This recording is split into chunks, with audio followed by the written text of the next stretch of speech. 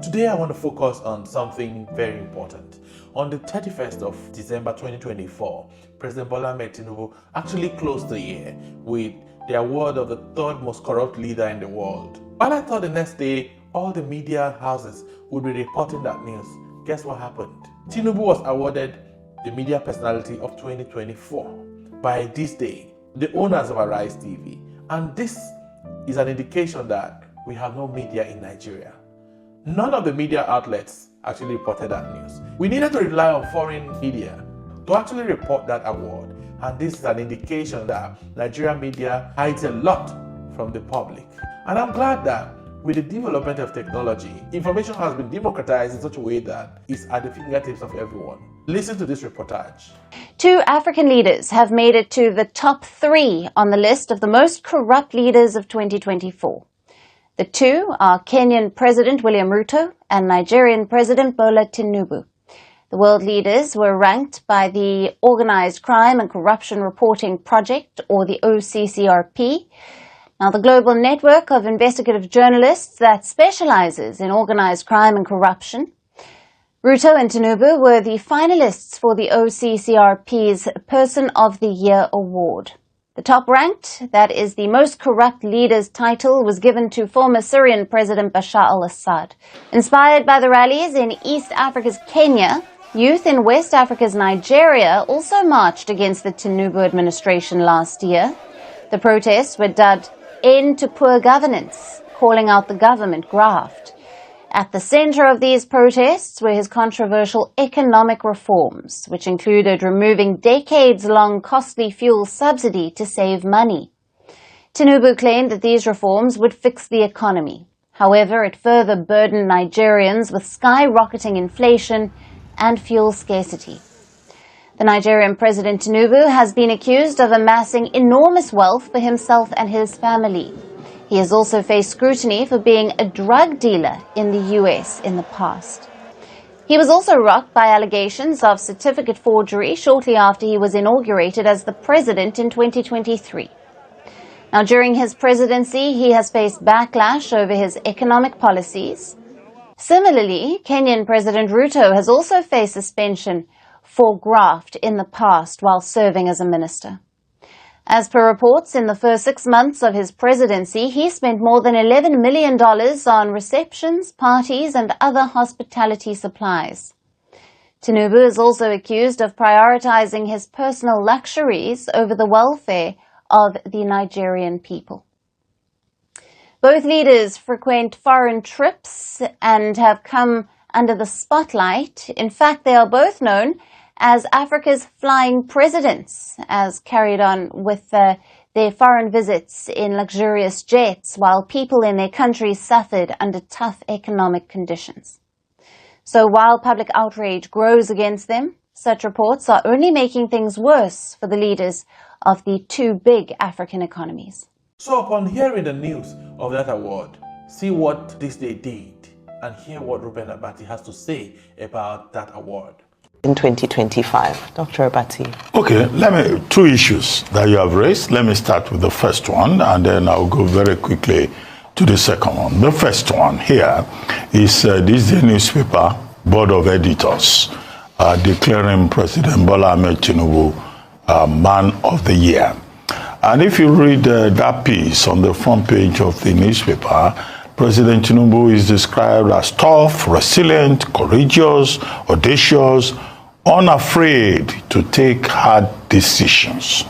And in the consideration of the editors of this day newspaper, I'm very specific, this day newspaper's editors, I've not said Arise News, but their decision is their decision.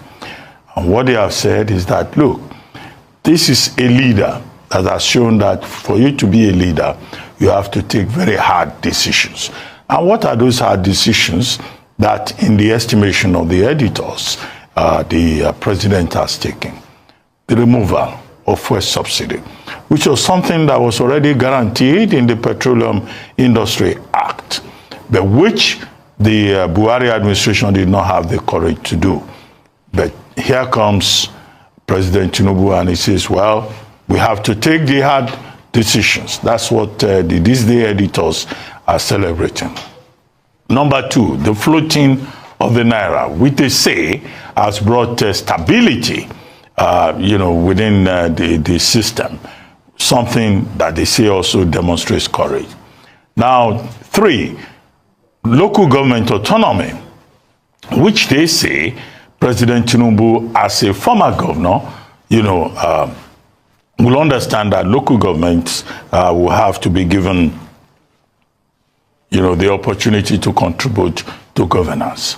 Another thing that they talked about there is, the controversial tax reform bill.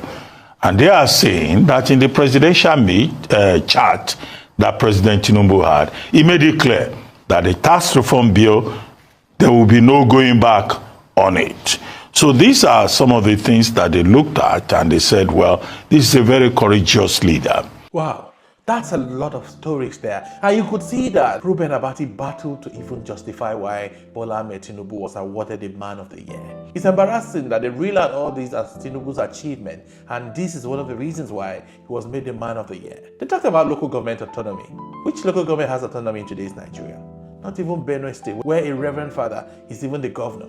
The chairmen have no autonomy, because if they had autonomy, we would see clear leadership on their path. It's still status quo ante. Nothing has changed. And they talked about removal of fuel subsidy.